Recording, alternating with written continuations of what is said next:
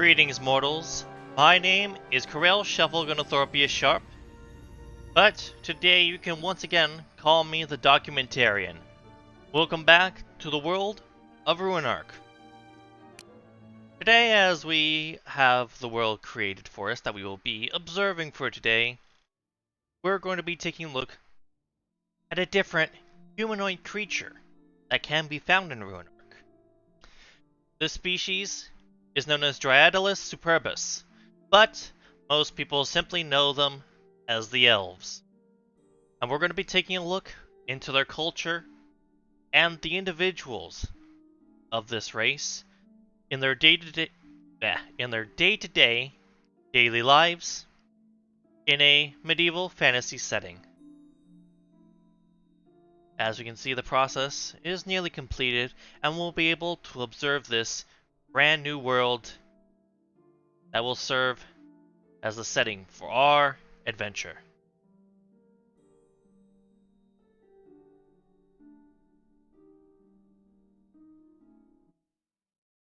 And there we are. So we're just going to start, as usual, from the top left corner and move along until we have observed the entire region. Now, first we have some harpies in a cave with some sheep right outside. We have some ratmen in a cave over here. And then we can see some boars near their den right here. Moving along, we have some sledges in this cave.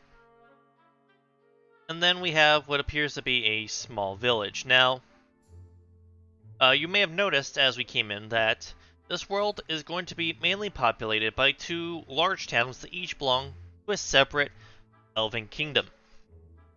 But separately to these two civilizations, we also have a clan of lycanthropes. But these are not some sort of fungal people. No. These are the werewolves. Those who have the ability to shift into wolves under the right conditions, and are often a terror to those who are not of their kind. So, given the size of this, this may be in fact the first of the werewolf villages that we are observing here. Going past them, we have another group of pigs. Then we have some kobolds in a cave up here. Moving down, we have a lake, another small village, which may or may not also be werewolves. And then we have some firewisps hanging around a graveyard. We have some sort of logging camp here, a giant spider lair, and another lake that is next to what appears to be one of the elven towns based on the size. It was actually peeking up before in our top row look. Then we have another lake. And then moving down, we have the other elven village, presumably. Along with a harpy cave and a flock of chickens. We start seeing some more desert as we see what is likely the third werewolf town next to a cave full of kobolds. Some more water, some bears in their den. Then a lot of firewisps in this cave next to some boars, kobolds, and a mage tower of some sort. A pack of wolves, not werewolves, normal wolves in this cave. Some more water, two scorpions in their lair. And then more desert, and that seems to be about the end of it.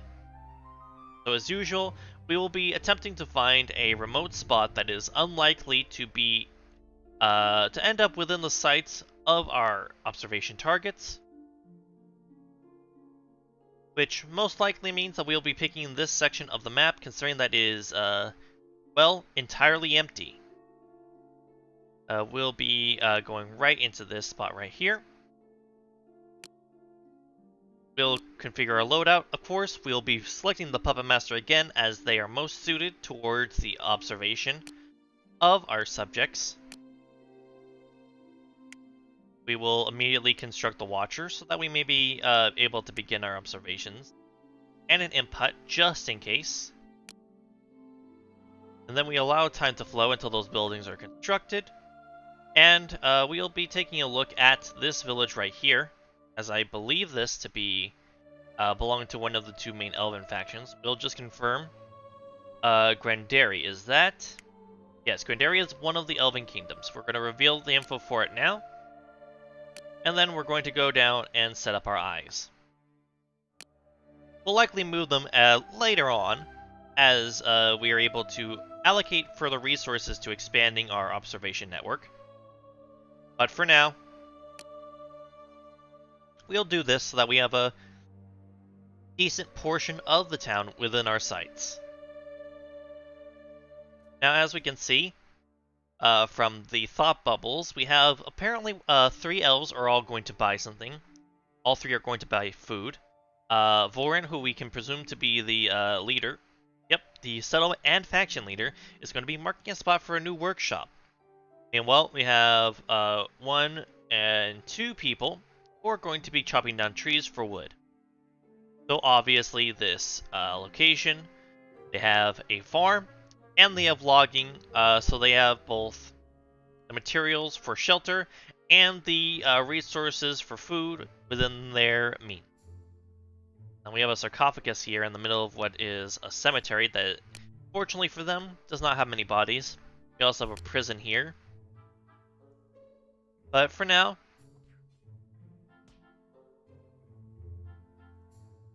let's take a look at one of our 2 loggers. Now, of course, this logger, Fingonost, we're going to mark him as a target so that we don't lose him later, is an elf. He appears to have some sort of resistance to wind, and a little physical and fire as well.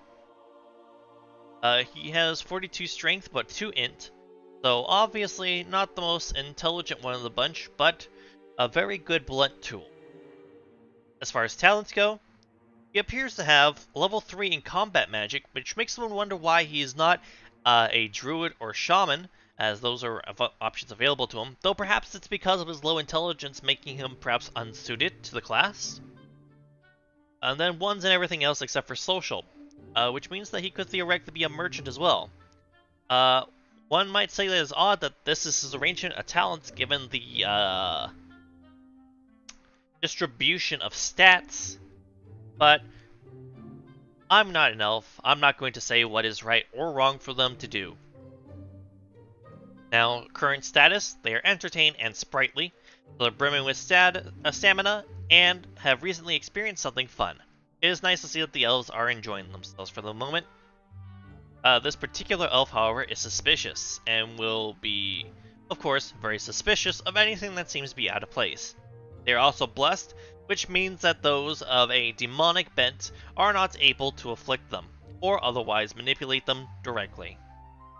So, of course, if we really wanted to, we could do something like place a snare right in front of him, and then he would be caught in that. Divine protection does not protect you from snares. As we can see, Fingonost is working with the other elves that are loggers to chop down this tree, and they have obtained quite a quantity of wood here. They have 204 already, and I believe that this lumberyard was empty when we started, so they've acquired a significant amount of wood in the time that we have been observing them. If we come over to here, we can actually see that Eldarthy here is now working at Workshop 98, which I presume to be the new workshop that was just made at the request of the faction leader. As we can see, Eldarthy is now grabbing wood that has been chopped down by the loggers and is going to leave it in the workshop so that she will be able to create tools for the rest. We have also obtained enough chaotic energy so that we can unlock her sheet as well. As you can see, her strength is 40 and her int 4. She has level 3 in healing, so if she chose to, she could work at the hospice and heal injuries and plague, or if she were a magic user, she would be able to cast expert healing combat, but she is neither.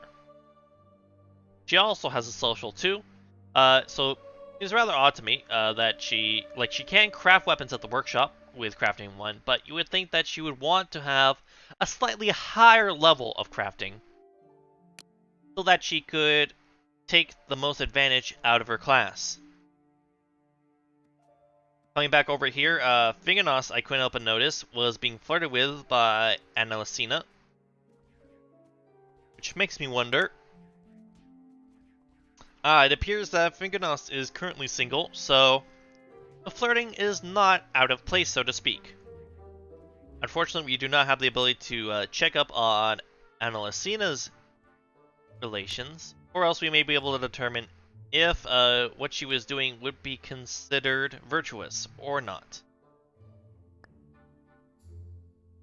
And now, as the day is concluded, we see that Fingonos and the other elves are going to be returning to their homes. Analysina is currently in the midst of building a new dwelling, but once that is finished, I suspect that she will also be returning to her own dwelling to rest for the night. And so, we are going to fast forward until the next day. And as we can see, Analysina is in fact going to her home, but is idly sitting and has chosen not to sleep, but is now going to do so.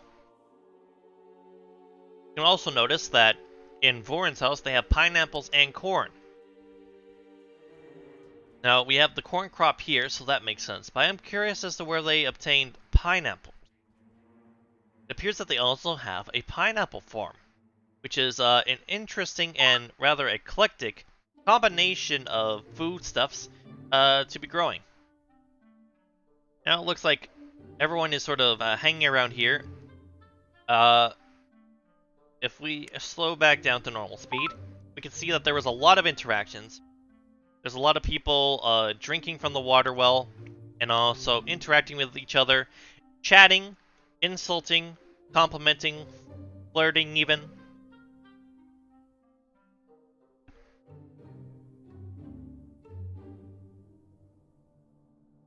But soon, everyone that is not a farmer will be likely getting to work at whatever jobs they currently hold.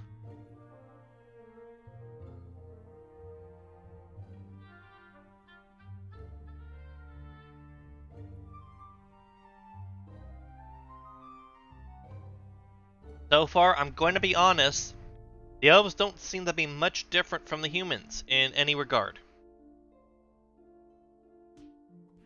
You know, apart from the fact that they have these weird tattoo things on their foreheads and faces, and obviously have slightly purple complexion, and of course they have those ears. Now I'm gonna just take a moment, because I heard some sounds and I'm not sure. Oh yes, it appears that a group of elves in the other town were attempting to clear out this cave of spires, but the leader of the expedition died, and the others decided to retreat and not also join their leader in death. Which is not a particularly good showing of companionship, but is perhaps indicative of a strong sense of survival. And for that, we will not fault them. Now, Fingonos, using his logger experience, is constructing a new dwelling. At the moment, I don't think there is anyone that is currently in need of housing, but eventually there will be a migration to the village, in which case these new houses will be of great use. Meanwhile, Eldarthy is... apparently, she has chosen to become a marauder instead of a crafter, which, given her strength is currently 58, does seem like a perhaps wise choice, though she is significantly lacking in martial arts experience. That would make her well more suited to the task. But of course, she does meet the minimum requirements to become a marauder, so it does seem to be working for her at the moment. Though we will see once she is actually performing some sort of quest how long she lasts. Especially without equipment, since she decided to not, make a sword for herself. But it appears that Sarandel, who is a crafter, is going to be taking that up instead.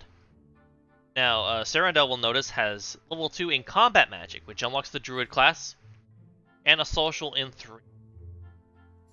Which is, again, not really optimally suited towards crafting, but with 5 int and 64 strength, they may be able to hammer out some decent equipment. We'll also notice that he's corn-fed, which actually increases strength by 50%, so perhaps that effect is causing his strength to be inflated past what it would normally be. But, on the other hand, If you have the option, why not take it? You also notice that Eldarthy here has recently ate pineapple, which doubles mental and physical resistances. So that effect in particular seems very useful to adventurers who may end up coming across who knows what while they're out. Now over here we'll notice that apparently one of the elves has died, but from Farina, which if we check, Farina is in fact the other elven kingdom. In a moment, once I have obtained slightly more chaotic energy, I'll be able to unlock them as well so that we can observe who is a member of that faction. Notably though, alright, excuse you, I have enough. Excuse you, I do have enough, in fact, to unlock this. Alright, never mind, we're fine. But notably, Erwalinia over here was actually a part of a different faction, so obviously, if an elf dies, it is not necessarily normal for them to be buried in the town in which they live. It is in fact considered more sensible to the elves to have them buried at the nearest elven form of civilization that is available, so that the body does not go cold for unnecessary periods of time. Finganos is idly sitting, but I noticed as I was speaking that he was actually cleaning his house, so we can deduce that Finganos is a fairly clean individual. Yeah, he was uncomfortable due to the dirt and thus felt the need to clean things up, and for that we'll applaud him for his efforts to remain clean.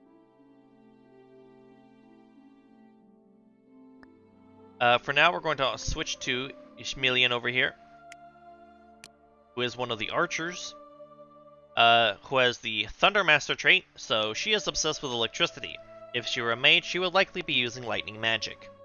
She's also vigilant, which means that stealthy actions will not succeed against them. They will notice and react accordingly. And then, she is inspiring. She will randomly blurt out inspirational quotes, which, as we know, causes others to feel inspired randomly. She also has a burgeoning 90 strength and 10 piercing on her own. She does not have an item that is granting that effect to her. If we look here, we'll notice that her healing magic is a 2, her resource is a 3, and everything else is a 1. Honestly, this seems slightly unusual that she's picked a combat class then. Feels like she would be better off as some sort of miner or logger, or perhaps even a skinner. But I suppose that you would need to have a skinner's lodge for someone to be a skinner, and I do not believe that this particular village has a mine either. But at the very least, she could choose to be a logger instead of a class that requires experience, or rather, a class that does better with experience that she is lacking in. It almost feels to me as though these elves have no sense of optimization in their talents, or applying their existing talents towards areas that are effective towards them. And here I'm going to pause things because I happen to notice a message right here. If you look at Kandarin, who is apparently on fire, Kandarin coming over here and dealing with perhaps dealing with a fire wisp, these right here, has absorbed a power crystal. Now, the elves, as we know, have a unique ability where those of a given, I believe, town, if one of them absorbs one of these power crystals, it causes everyone from their faction to end up gaining some sort of bonus. In this case, the power crystal granted all elves in Caedlent, which I believe is the name of this town right here. Let us verify real quick. Yep, Caedlent. They have all gained 10% electric resistance, which there's more fire wisps than like lightning wisps around, so it's not the most helpful thing, but you know, beggars cannot be choosers. Now we're going to note here, again, we have a archer who does not have any... Oh, wait, no. They have level 2 in martial arts. So this character is, in fact, aiming towards the correct skills for their job, as this is granting them 15% extra strength and 10% extra max health. They also have a level 3 in food, but I'm not going to get in their business about that because at the very least they picked a class that corresponds to one of their talents that is above 1. They also notably have a shockingly high 70 strength, 2 intelligence, and 10 piercing, again, without any weapon to grant this to them. Kandarin here is also a Thundermaster, and is also inspiring, and is also vigilant, but is a pessimist. This means that they lose entertainment more quickly than normal because it simply does not hold in their heart as long as with others. Which is somewhat sad, but it is what it is. And let's see. Yes, we'll note here that his electric resistance is at 20%, whereas before that power crystal, of course, would have been 10%. So that is pretty decent as far as things go. And hopefully Kandarin doesn't get too burnt after that successful venture, as it would be quite a shame for the hero of the village to burn to death on the way back, while he's simply trying to get some sleep. As I say that, the fire is bringing him to near half health, but is gone off, and he is, of course, rather a bit burnt, but overall is doing fine.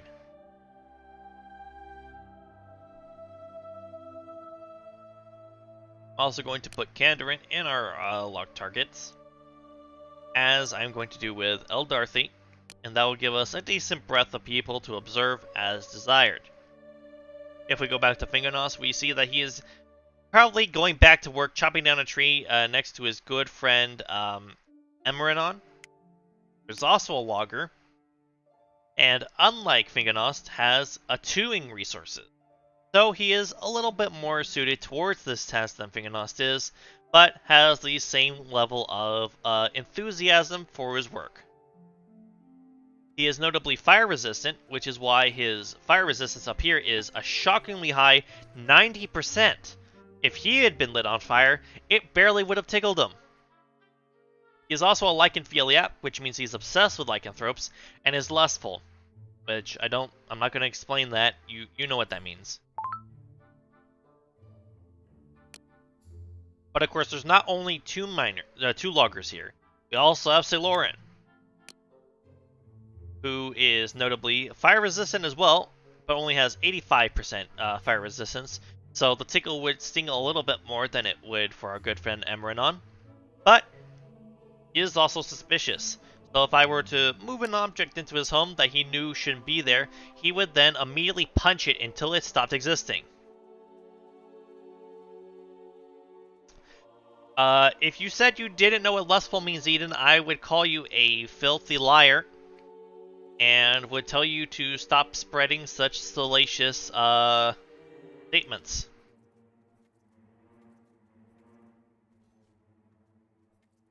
If we look down here, it appears that another member of the Crows of the Forsaken ended up dying. Meanwhile, Fistel here, working with Kandarin and Langador and Thalon, we're able to acquire another power crystal, which has resulted in all the elves gaining another 15. Let me click on Kandarin here. Or sorry, another 10% mental resistance, raising Kandarin's to a hefty 40%, which is very decent.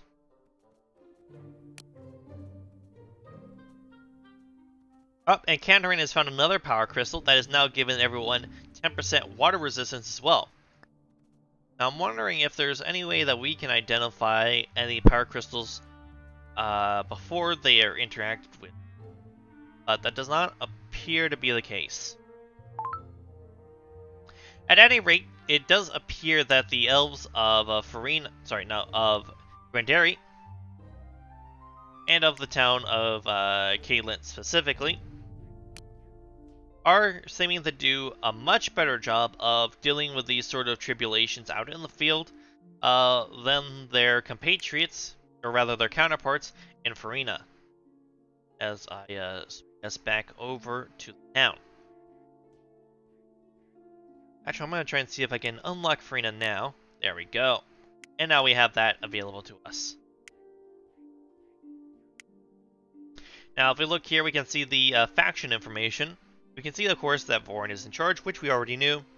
We can also see that Sarandel is next in line to be the faction leader in the event of Vorin's demise, with Alanacina and Dodonda second and third in line, in the event that, of course, something happens to Sarandel. The ideologies of these elves, and of this faction in particular, are they are peaceful, though they will not declare war, but will fight back in the event that another faction attacks them, which is sensible. They're also exclusive to elves, not that there's any people who aren't elves in this map, but, you know, if there were humans, then their racism would be on display for everyone to see.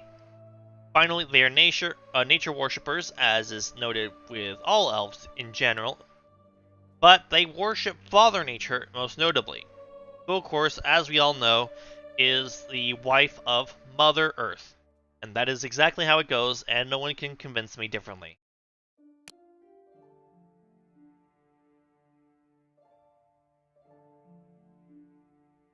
Now, as we can see, Vorin has just grabbed some wood and is planning to build a new workshop. Which seems odd, because I feel like there aren't really enough people in this town to mandate having a second workshop.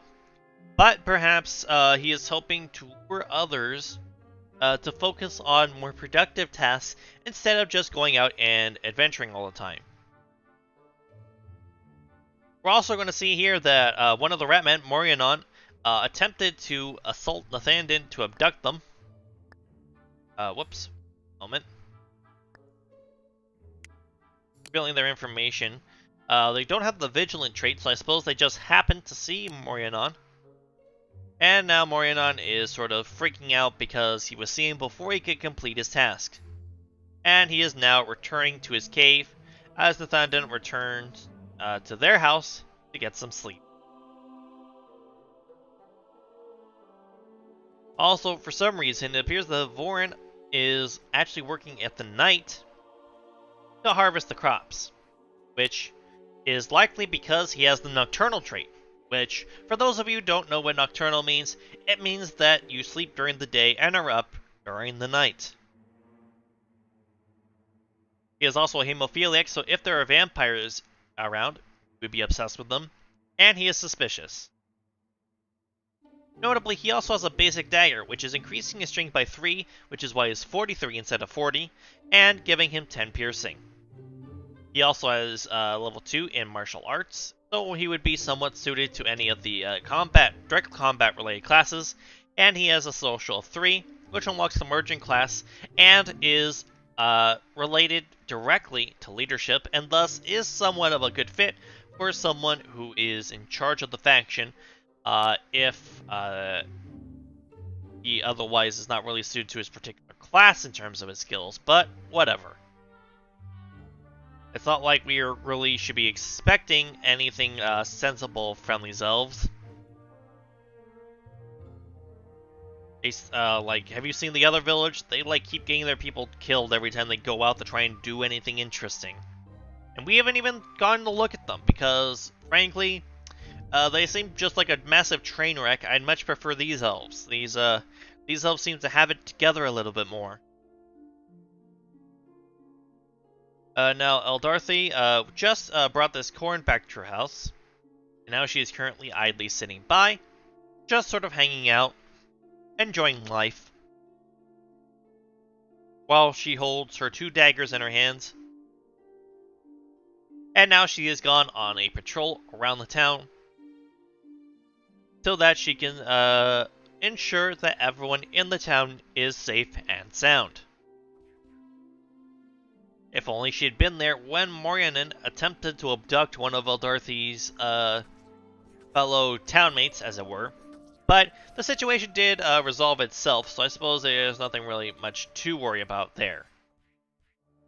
I also hear combat, but I don't know where it's coming from, so we're not going to worry about that. What we are going to do, however... Oh, it looks like we have more of these poison vents, so this area is a bit dangerous. Watch out for that. But we're going to... Oh, I see. We don't have enough chaotic energy to upgrade. I will wait then. That is fine.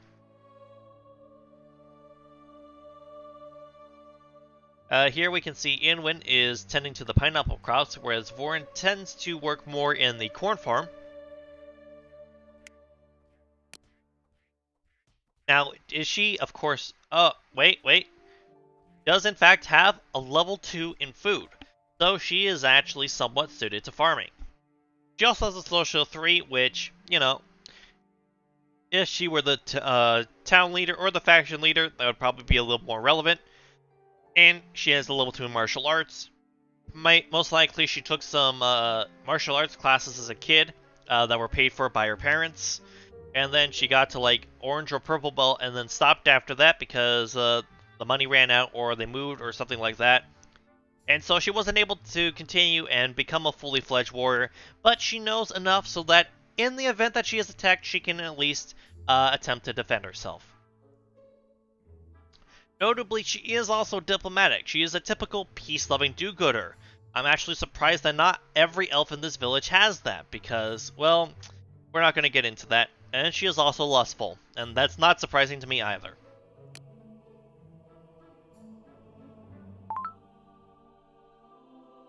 We're going to switch back to Fingernost, who is, of course, chopping down trees, as usual, with the help of his two friends who also work in the same lumberyard.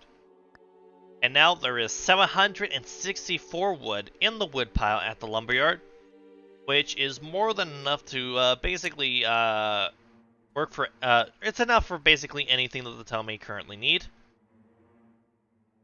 Maybe the next time that our friend Vorin decides to try and construct something new, we'll be able to check and verify how much wood precisely is required for the construction of a dwelling or other such building.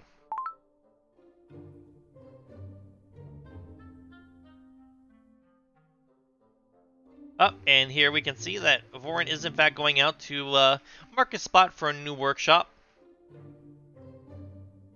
Once he does this, we're gonna take a look and try to determine who's going to be doing the work. And once we see who it is, we will then take a look at the wood pile and determine how much out of the now 864 wood is removed for the construction of the new workshop. It is not a workhouse. No one lives there. They work there. Thus, it is a workshop and not a workhouse. That is the difference. Probably. I'll be honest. I'm not really familiar with workshops. We can see that Vorin is taking wood from the lumberyard. We're going to again confirm 864 wood. And then we'll see after he's taken this wood if he's going to use this to build. He's going to build the new workshop. So now we can see that it's gone down to 804. So thus we can deduce that it takes exactly 60 wood for a new workshop to be constructed. And Vorin, despite being a farmer, and despite being the faction leader, is taking it upon himself to construct a new workplace in the town.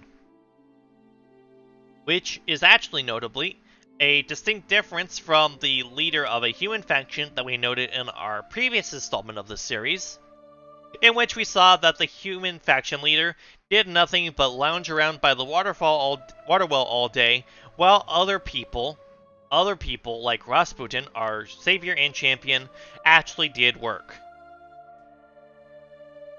And not only is Vorin doing work and is constructing these new buildings and not lazing around all day, well, he's asleep all day, but you get my point. He's also working the farm to ensure that everyone has food. It appears that wolves came out and attempted to ransack the chickens, but the heroic defenders of this elven village were able to come together and fend off the predators that were feasting upon a supplementary food source for this town. Even though they don't actually have like a butcher's shop or anything here, so they actually can't take advantage of that. But, you know, eventually Vorin may decide that they want to add a little more meat to the diet and construct one of those. Kandarin is, of course, one of the archers, continuing to do a patrol around the town. He's gone through Nathanden's house towards the corn crop, and is now moving to the southwest crossing as much area of the town as possible to ensure that his patrol route is optimized and able to make sure that nothing goes missed.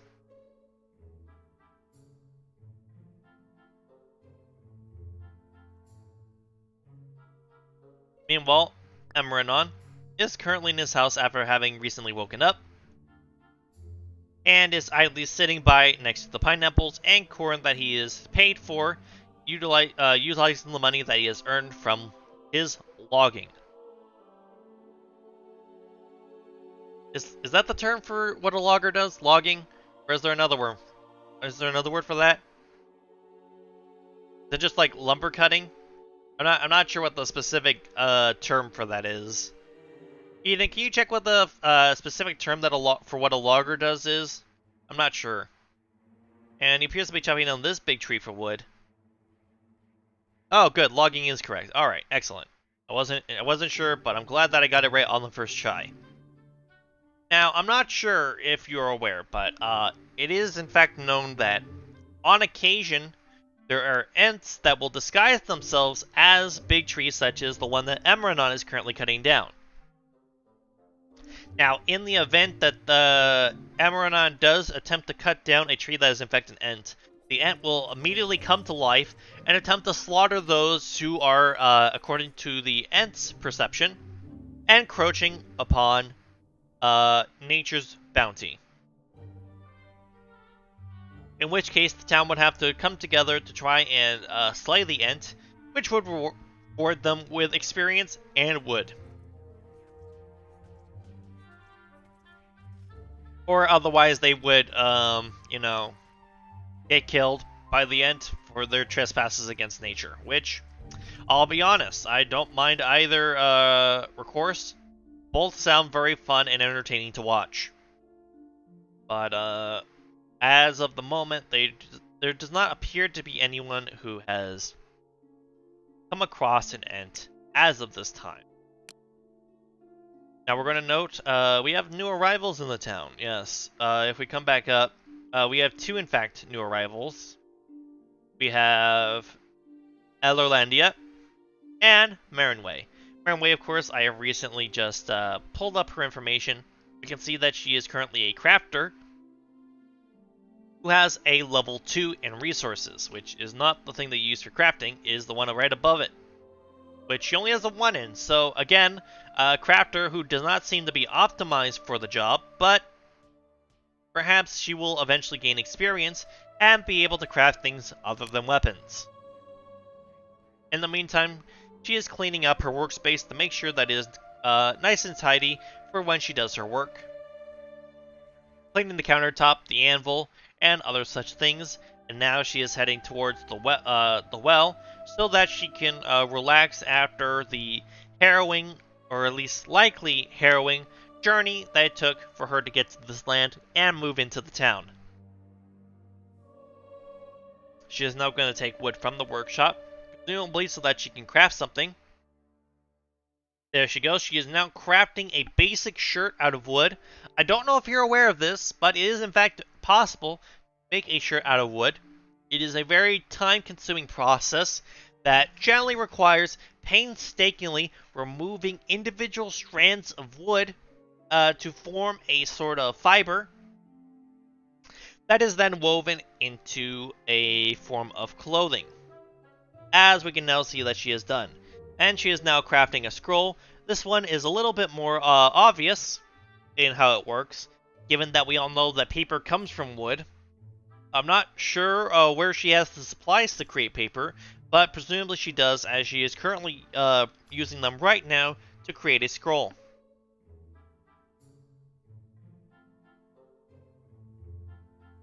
For some reason, the scroll feels like it took longer than the shirt, which I suppose now that I think about it makes sense considering she had to turn the wood into paper first, but still seems somewhat odd. And now, Marinway, after doing some work, one of which was purchased by, was it Thalen? I can't remember, I don't remember who bought it. Cyrano, Elenia? Bought the shirt, I can't remember. Was it Inwin? It was Inwin. After Inwin bought the shirt, that has increased his hit points by 135. And now, Marinway is off to the tavern to have a bite to eat, after her first successful day on the job, in which she did more work in one day than Eldarthy did in her entire time as a crafter before she decided to switch to being a marauder. Which I don't know if is she still a marauder? Yes, she is. Okay. And now Marinway is eating, and then after this is liable to get some sleep, as I do not think that she has currently designated a house as her own, and thus she must sleep at the inn until she has been assigned a dwelling.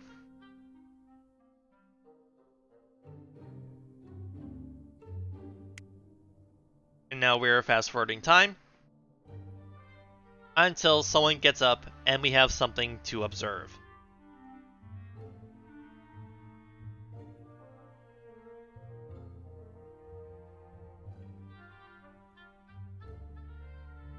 Aha! Lauren has arrived in town after being out for a while. It is now going to mark a spot for a new dwelling, which, at the moment, I feel that they actually have enough dwellings previously made for the new arrivals. But of course, having dwellings readied in preparation for future migrations is not a bad idea.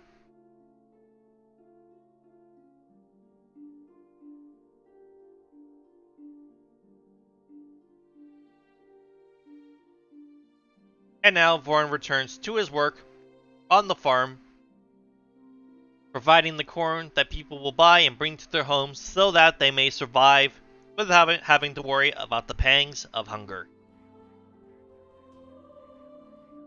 He is now going to his home, where apparently he lives with Amarthi. I wonder if they are related. They are in fact husband and wife, so it does make sense that Amarthi is just chilling in Vorn's house.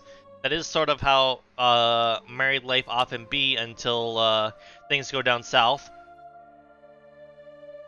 But of course, these are elves, who are very virtuous people, of course. You just read the description. I don't know what that means. I'd have no idea what you're talking about, Eden. I don't know why you desire to flame me after reading the description. I speak only the truth at all times. But, anyways, Vorn has gone to sleep, so we're gonna switch over to Eldarthy, who is on a patrol. She's gone into the... Now, I'm gonna point something out real quick. There's a rack with swords, as we can note here. But this is a lie, because there's no actual swords to be taken. Like, you can see the image of swords, but there's no actual swords for people to equip, so this is clearly a lie. Thus, we can infer that the elves are, in fact, prone to dishonesty. Now, to what extent, I cannot say, but at the very least we can determine that there is at least some degree of dishonesty within elven society.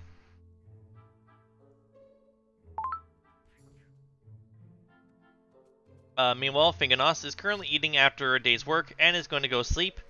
So we're going to switch over to Derdanda, who is another one of the Marauders. She is actually noted as being a criminal. What do you mean racist? What was racist about making a very careful and observant observation and creating an obvious conclusion based on that? I did not say that all elves are liars. I just said that elves, to some degree, do in fact lie, which I feel is in fact normal for any given humanoid race. There is no humanoid race that is always telling the truth. So what I am determining is in fact not really something that should be taken up in arms. And anyone that does is obviously too sensitive. Anyway, Derdanda has a basic axe that increases piercing by 30 and strength by 10. So, obviously more effective for increasing fighting capacity than the knife, which makes sense. She is also a criminal. She is wanted by the Farina faction for trespassing through someone's house, and may eventually also be wanted for another charge of trespassing that has been observed but apparently not reported. She is also an Earth Master, so she has learned in the things that relate to the Earth, stones, rocks, sand, soil, and stuff like that. She is blessed, so the demonic cannot touch her. And then she is chaste, so she's actually not interested in fooling around.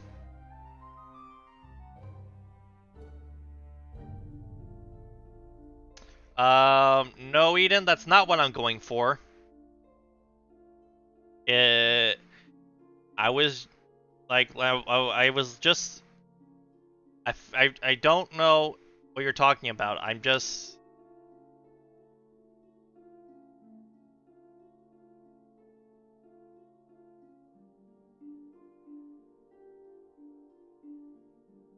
All right, fine. I'll drop that joke, Eden. All right.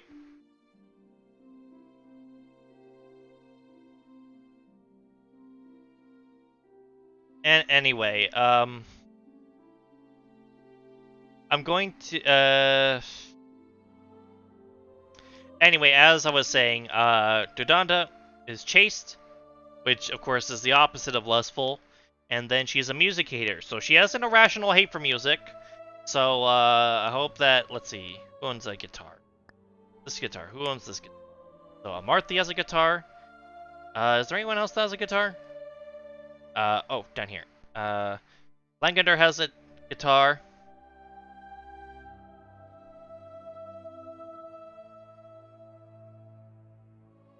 Alright, one, you're not an elf. You wish you were an elf. There is a difference there.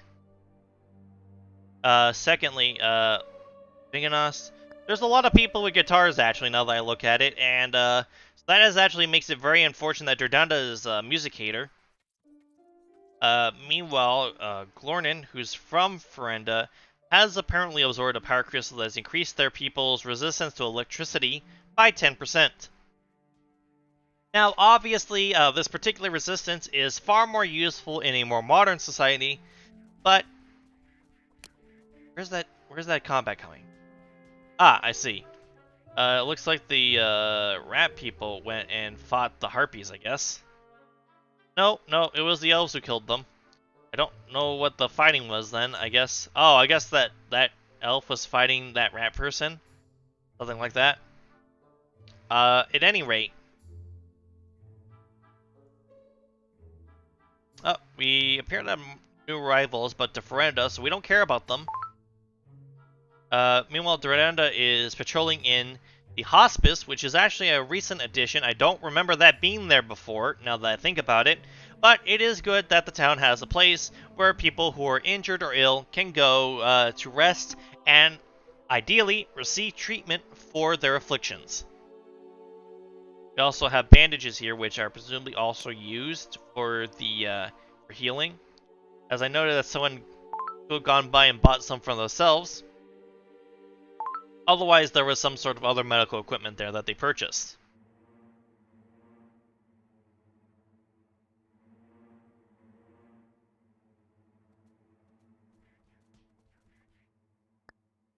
As usual, the loggers are logging, and Serendel, one of the crafters, is taking wood to his workshop where he has constructed, in recent time, a basic bow that increases piercing by 40 and strength by 5.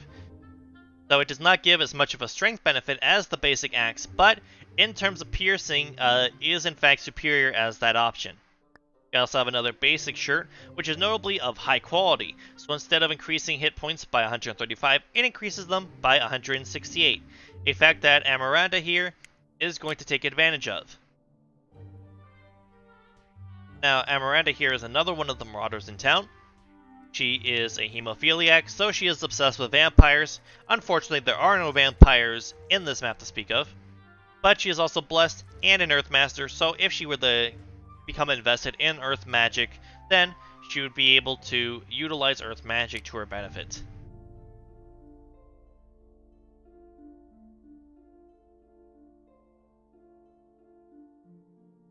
As you can see, the town here has grown dramatically since we first came here. As we can see on the top left, about 7 days ago. Exactly 7 days ago, in fact. They have the tavern, which wasn't there before. They have the hospice, several dwellings. The prison used to be here. That's not new, but 2 more workshops. There's just been a lot of work done here. And all of that is only made possible due to the efforts of the loggers, who now have a stockpile of over 1,000 wood. Which, at that point, I honestly feel like they could take a break for like a month and there would still be wood there by the time they return to work. But regardless, you know, maybe if some malignant force were assaulting the town with any sort of regularity and was causing structural damage, maybe they would have more need of the wood that the loggers are supplying. But regardless, the loggers know that eventually their wood will be used, and so they will continue their work and get the money that they need so that they can purchase the food to survive. We also have Nimose, who is one of the archers, has the basic bow from I believe from Sarendel's workshop. Yep, it is currently gone, so I presume she bought it along with this basic shirt. If we look, she has a level 3 in food and a level 2 in social.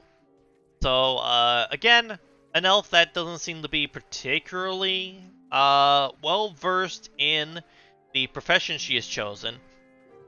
But in the end, that's just something that she and her friends seem to have in common with the humans from the previous episode, who also were awful at any attempt to align skills sets to professions or occupations.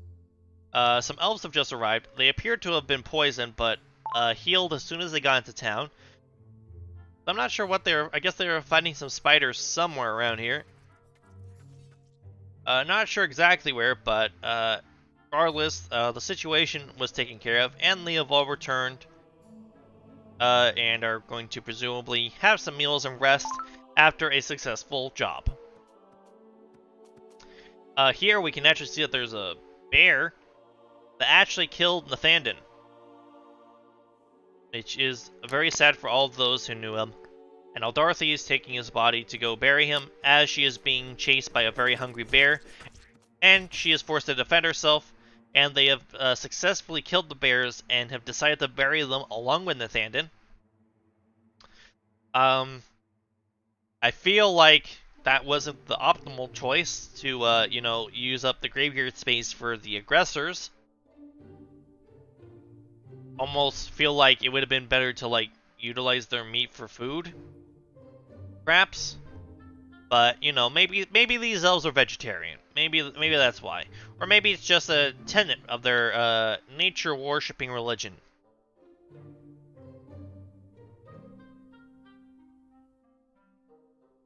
And then we have Eldarthy, who's cleaning up stuff in her home, having some pineapples, enjoying her life, after having survived an ordeal that took away one of her friends from her, I assume. Never mind, she isn't getting a malice from that, so I guess that wasn't a friend of hers. She does have, Fingernos is actually a close friend of hers, apparently. And she's also friends with Vorn, Serendel, Anduin, Langander, and Kandarin, most of which are people we are familiar with at this point. I think the only one we don't really know well is Langander over here, who is a shaman. And is also apparently married to Indwin. He notably has 548 coins, which is quite a bit of money, of which he's going to now use some of it to purchase a basic staff that increases his intelligence by 20 and his piercing by 10. He has 4 strength, but 114 intelligence, which is a supremely high stat.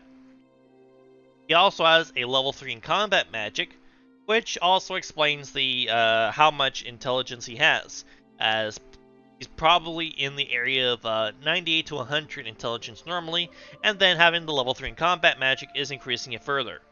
Although actually he's getting another 20 from the staff, suppose the math doesn't work out quite that way, but either way, he is very, in terms of his skills, very well suited to his job. And for that, I'm thankful that there's someone with some sense here. Now, right now, he's just idly sitting as he sits and talks to his wife, Inwin, as she's having dinner. And now he's gonna go get some more pineapples to fill up their stocks before getting some sleep. And I guess I'll put him on the list as well, so I can refer to him later. The Eldarthi is resting. Kandor is sleeping on the ground, because apparently he's actually changed factions at some point. Not sure when that happened. But he is now the leader of this new settlement that appears to have been sent up by the Ferendans. So here is hoping that Kandor does well in his ventures. But for now, we're going to go back to Vorin, who is the only one in his town who is currently awake.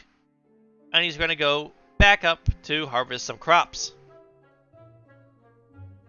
Now, as mentioned before, Vorin is basically the best of us. Not only is he a leader who takes action, unlike the lazy human leader from the previous installment, but he is also a farmer, so he provides not only wisdom and guidance for his people, but also the food that is necessary to survive. He is a pillar of the community in multiple ways, and for this, should be respected. He is as to Rasputin, except he has the fortune of also being able to dispense wisdom as the leader. So perhaps Vorin could be considered an improved Rasputin. Rasputin. I was told that it's actually Rasputin. But, you know, when you want to do the cheer and you go rah rah, you just can't help but want to say Rasputin instead of Rasputin, you know? Now, apparently, there was some thing going on where Emrenon has accused Jordanda of assault. So, if we look at Jordanda's log, we can see apparently she did, in fact, go and attack Emrenon while she was drunk. And for that, Emrenon obviously accused her of assault. But now with Jordanda away, listen, I don't know. Maybe you can look it up to verify. Meanwhile, Emrenon has now reported Jordanda's crime to Vorin as he sleeps. So perhaps at some point he will wake up and brand her a criminal proper, and she'll be arrested for her crimes. Because drunk or not, it is not okay to assault your friends. More specifically, to assault your friends with your actual weapons, as if they were not your friends.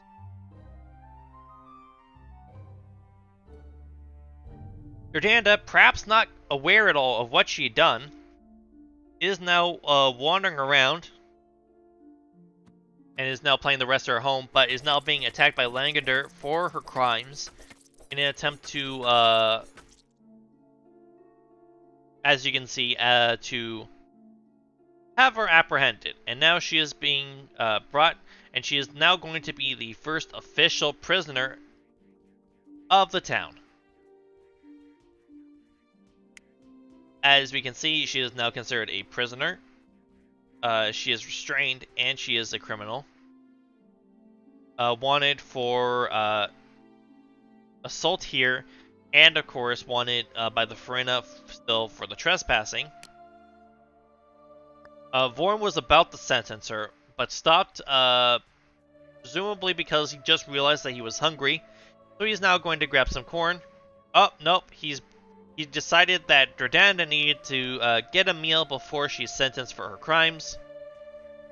So she is now fed Jordanda, which is also helping to allow her to heal up.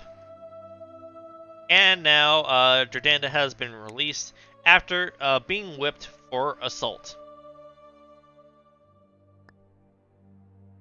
And despite having received a whipping from Vorin, I noticed that she is actually grateful to Vorin for having fed and healed her before he hit her with a rope.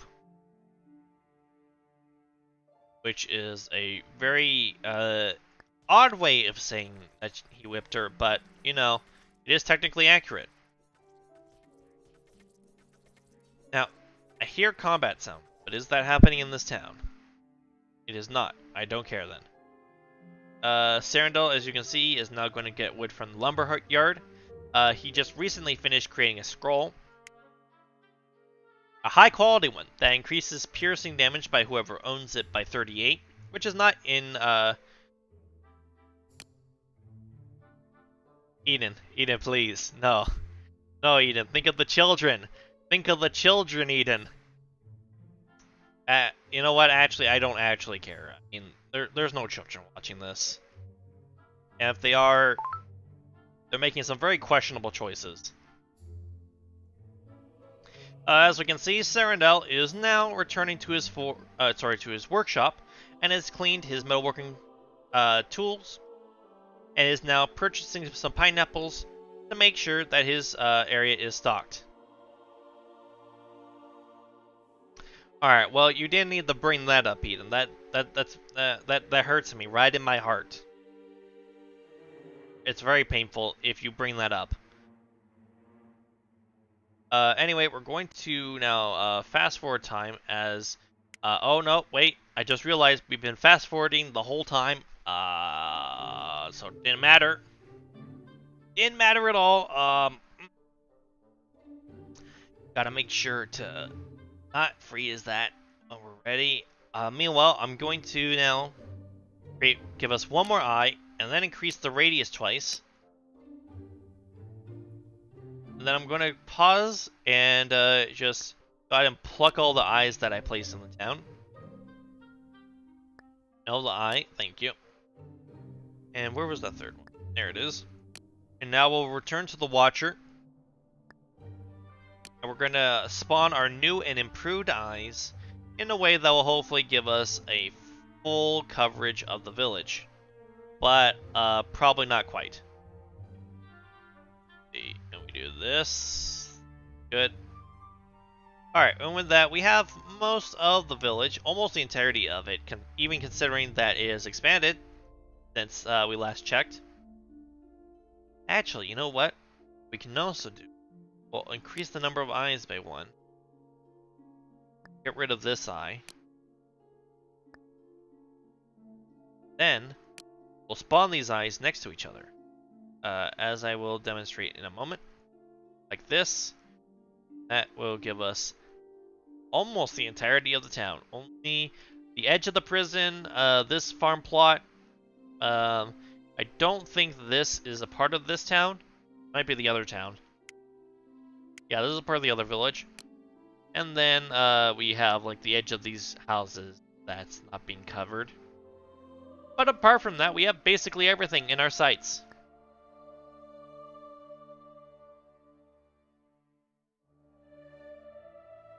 And now, Vorin has apparently decided to end his career as a farmer to become a merchant, and is now going to be working at the tavern from here on in.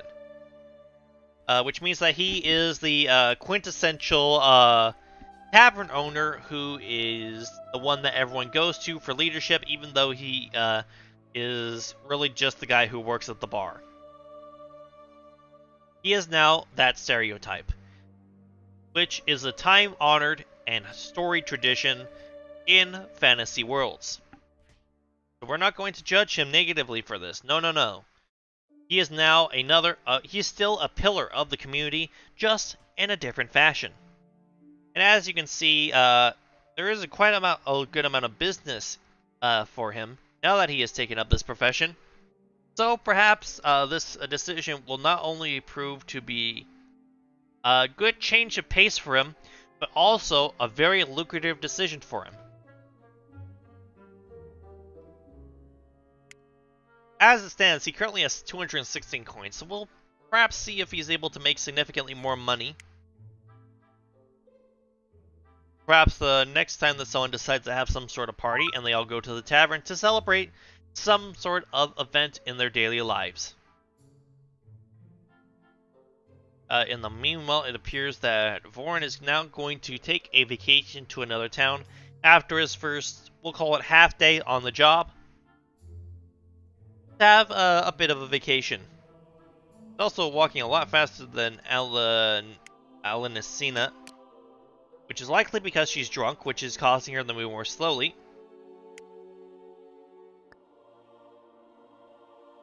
And fortunately, some elves gave their lives to slay these bears, otherwise they would have interrupted her on her journey.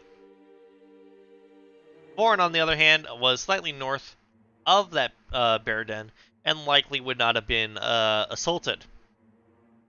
Which is good because he is a merchant and not a warrior class. Though he does have level 2 in martial arts.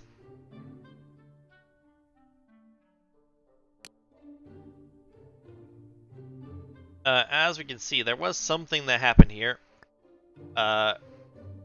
Ursandis was killed by Emerendin. I don't know who that is, but apparently they killed her while she was in the prison for some reason. So perhaps she was assaulted by some creature as she was being held for some crime that she had committed. And nature itself took it upon them to enact her punishment. And now Vorin is in the tavern of the next town, perhaps seeking to scope out the competition and try to learn some tricks that will assist him in his own work.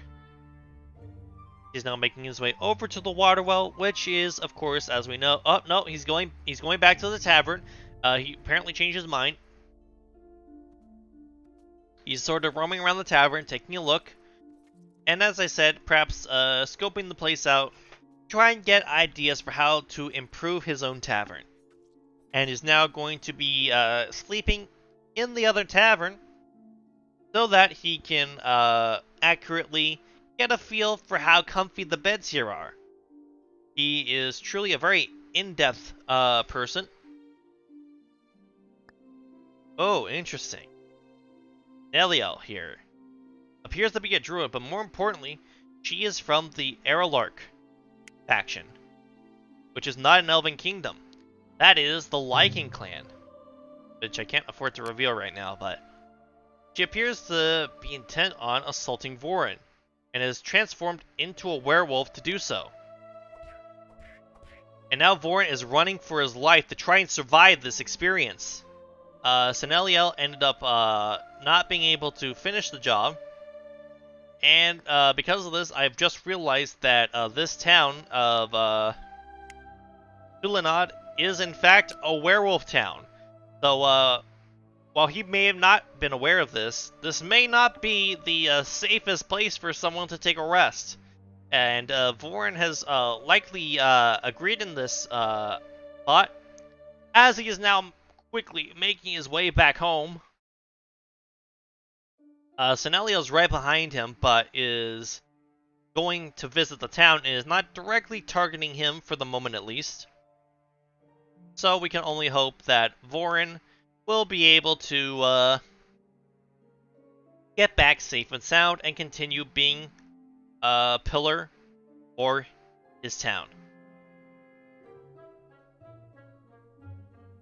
And we're going to be walking by Eda Nunway's body as we make our way back, but it doesn't look like anyone's going to actually bother to try and get rid of the body. Also, Langadur has gotten animal meat, is appearing to bring this back. Don't know where he got it. Maybe he eventually decided to butcher one of the bears. That would be nice. Meanwhile, Vorin, he spent money to stay at that other tavern, but has now made the money as someone has recently decided to use his inn to get some sleep. It's Grilar Lana over here, who is a member of the faction, but presumably does not have her own home yet. Correct, she is homeless. But she does notably have a job, so hopefully she will soon have the money she needs to find a new place to move into.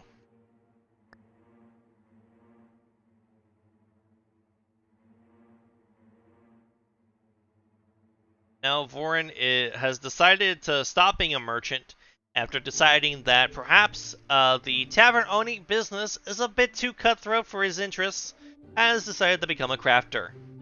He is now working in this workshop and is cleaning the place up a bit before returning to his house to rest. Presumably, I'm not actually sure.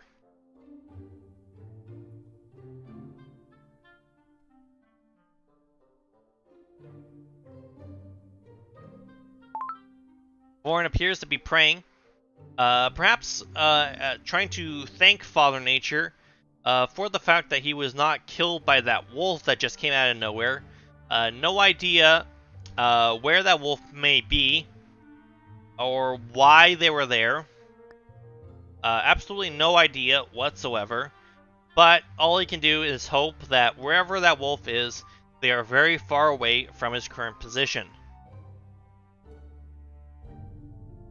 In completely unrelated news, Senaliel is now going to rest at the tavern that, until recently, was owned and run by Vorin. I don't know if anyone works here anymore, so I feel like anyone who sleeps here is now paying money to nobody. But, you know what, sometimes that's just how it be.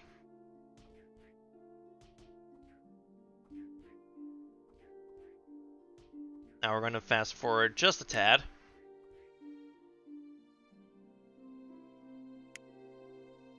And apparently Vorin has now decided that he actually did like being a tavern owner, and that he was silly to have made the rush decision to try and work as a crafter. He's now cleaning the tables and making sure the things are ready for whoever decides to stay at his tavern next.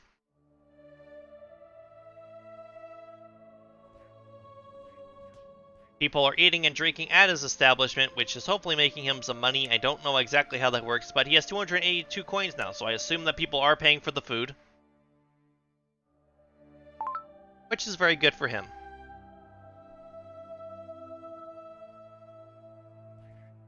And now he's going back to his home, because as we know, he is a nocturnal creature, so he may end up deciding to go to sleep now, that is, become morning. But for the moment, he has decided to just sit at the table, idle his time, and is now going to take a quick nap. And so, because of that, we're going to take a quick look at Kandarin over here, who appears to be wandering around. Since we last saw him, he's actually become a barbarian. Notably, the town he has established has a farm, and is now going to have a lumber yard, but no houses. Which, you know, they do have the materials they would need to do so. So I'm not sure why they haven't made any dwellings yet. But hopefully Kandarin, as the settlement ruler, will eventually decide to set up some sort of dwellings for himself or others.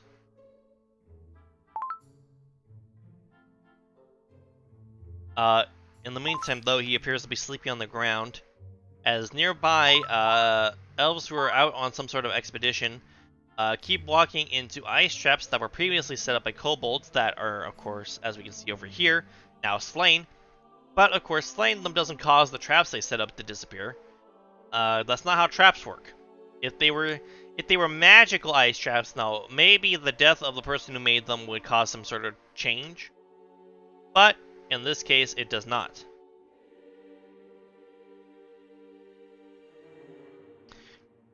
Now we're going to note here, Serendel ended up flirting with Amaranda.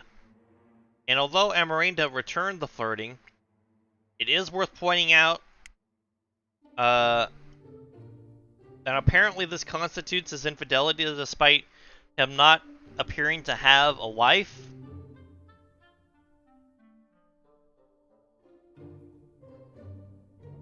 Yeah, I don't know what's going on there. I don't know why it's considered infidelity if he's not married.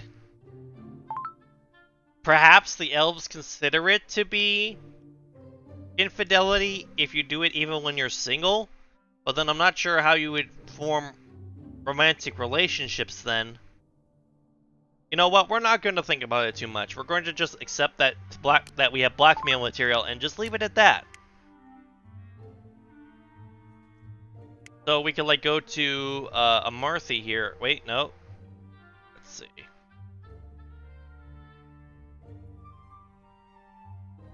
We'll go to Fingernost here and tell him of the news, for which Fingernost is now scornful of Serendel for that.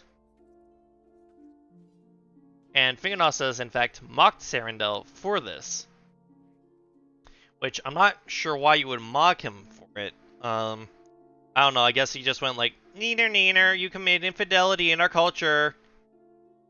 But apart from that, I'm not sure what was meant to be accomplished by doing so, as I'm not even sure that Serendel was actually in earshot of the marking.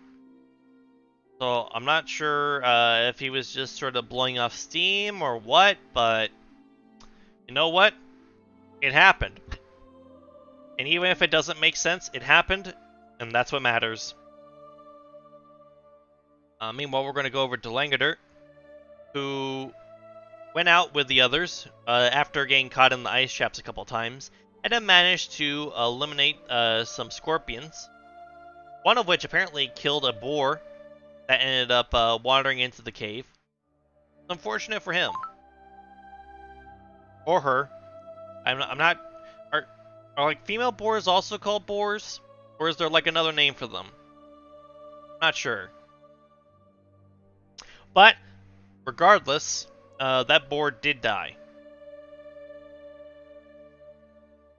Now, Langarder, for some reason for a moment there, seemed to have been moving a lot faster than the others.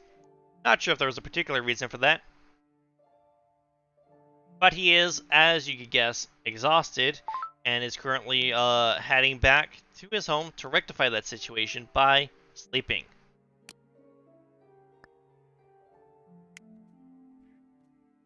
And then we still have Durdanda over here, who's still wanted by Farina for trespassing, but we'll see if that ever gets, if we ever see that get resolved. More likely than not, it won't, but who knows.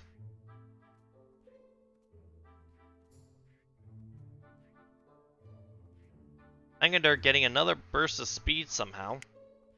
Not sure if maybe because he's a shaman, he has some sort of spell that allows him to speed himself up temporarily. That would make sense, especially with that new fancy scroll of his that's increasing his piercing by 38. That's pretty, that's actually a pretty nice boost to his capabilities. And in the meantime, his combat magic has actually gone up to level 4. So now he's actually getting 30% more intelligence, and his crit rate is gone up by 10%. Which is a not insignificant bonus as far as crit rate goes. That's actually very good. Especially when you're a combat mage, because then that makes your explosions more explosion-y. There's always a welcome effect. Vorin, in the meanwhile, has just switched back to becoming a crafter. Apparently he decided that after all that praise I gave him, he wanted to come up with reasons to make himself seem less impressive by his constant switching back between occupations and and showing a lack of willingness to actually settle down to a position. Though perhaps this could also be taken as an indication that Vorin is a very well-rounded individual and can tackle multiple things, one after the other, with very little need to adjust to his new position. As a matter of fact, I've decided that that is exactly what is going on, as that makes me sound a lot better for having judged him. Positively, just to clarify, I haven't said that Warren's a good person. He's in fact the best among, I would say that he is the most impressive of the people of this town. He's the leader, he knows how to farm, he knows how to work at the tavern, he knows how to craft things. He's a very well-rounded individual and a true pillar of the community, as I've said time and time again.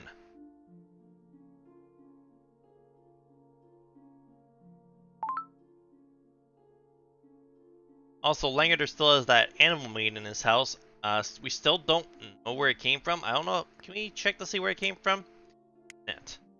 It doesn't even say that. Oh, interesting. Apparently, Langader opened a treasure chest and found animal meat in it, which is weird. That's very, very weird. I was not aware that's how meat works.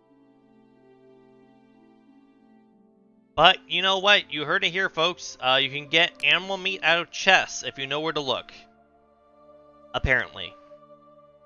Vorn is now cleaning the corn, making sure that you don't like get dirt in your mouth as you're eating the corn off the cob. That would be very awkward and very disgusting.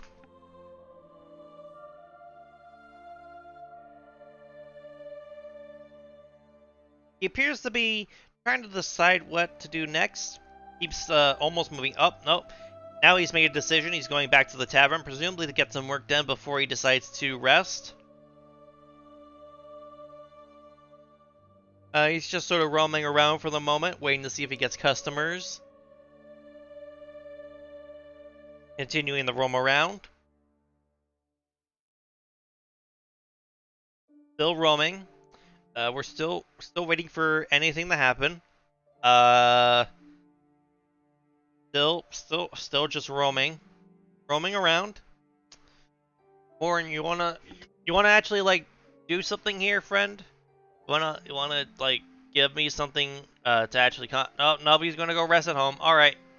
We're gonna go switch to Serendel, who is about to go clean a torch. He likes to keep his workplace very clean and tidy, which is definitely a good idea.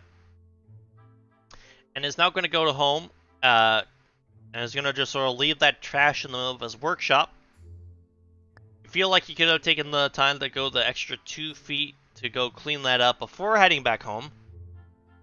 But you know what? I'm not a crafter. I don't know the secrets of the trade. Perhaps there is some perhaps there is some hidden wisdom that we are not aware of as spectators that is influencing his decisions. Meanwhile, just slightly to the south, I'm going to grab that real quick, is harvesting crops. We have 140 pineapples. That is now 80, as Alanacina has bought some, which of course means more money in Ingwin's pockets.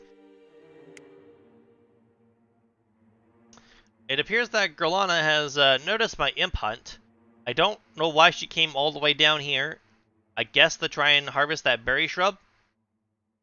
It seems like a somewhat odd thing to have done. I'm very confused by it, in fact. But perhaps before our documentary concludes, we'll be able to see how the elves respond to the possibility of a supernatural force that may or may not be friendly to them.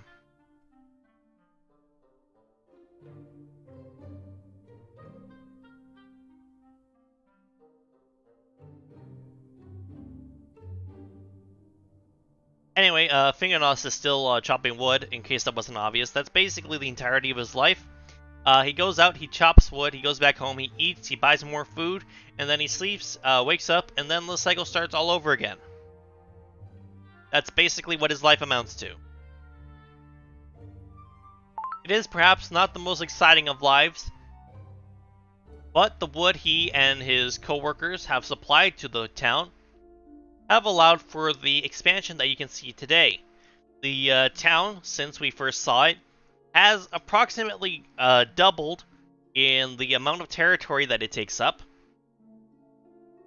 and has more than likely slightly more than doubled the number of buildings, most of which are dwellings, but we also of course have a couple of new workshops, we have the hospice, and we have the tavern, which allows people to get drunk, get rowdy, hit each other, and then you end up getting arrested for hitting each other. You get thrown in jail, then you get whipped by the village leader, and then you're allowed to go free. Because of course, that is how law and order works.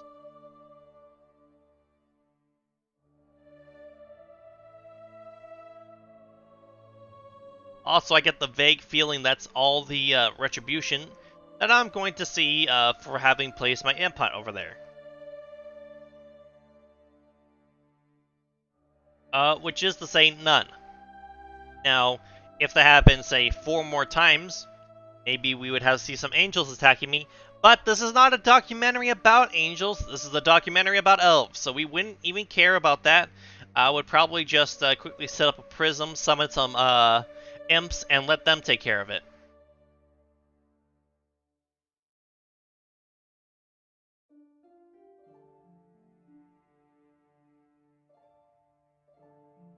Also, Gerlarlana is apparently just sleeping on the ground, which seems odd. So I suppose that she does not actually have the money to be able to afford to stay at the inn properly. and is thus forced to sleep on the ground instead of a much comfier bed. So the fact that she hasn't taken one of these dwellings that is clearly not occupied at the moment as her home, it does seem like a somewhat odd decision. But perhaps this is also a facet of elven society where you always refuse to live in a house that does not already come with furnishings. Also, Vorin now works as a tavern. I didn't realize that he had switched again. I guess he'd become a crafter temporarily again. But now he's working at the tavern once more now that people are flocking in, so that he can take advantage of the fact that they will spend their hard-earned money for food and drink, and perhaps to relax. And so Vorin seems to have sort of settled into this sort of pattern of working at the inn, going home, getting some sleep, getting up, deciding to become a crafter, clean the workshop, then decide that he wants to be a tavern owner again, work at the tavern, and then go to sleep, and the cycle starts over again. And so we have this cyclical nature to elven society, where society is almost like a wheel. It is or rather, perhaps we could almost call it a snowball. It is a cycle of constant repetition of movement that yet, despite the nature of such, constantly returning to the same point, in doing so, you pick up more snow along the way, and so you're able to expand. And so, by repeating these same activities over and over and over again, they're able to continue building upon what is already there, and create something that, to them at least, is truly special. With that being said, I thank you all for coming to see this documentary on the lives of Dryadolus Superbus. I am the documentarian, and I will see you all at the dusk of time. Goodbye.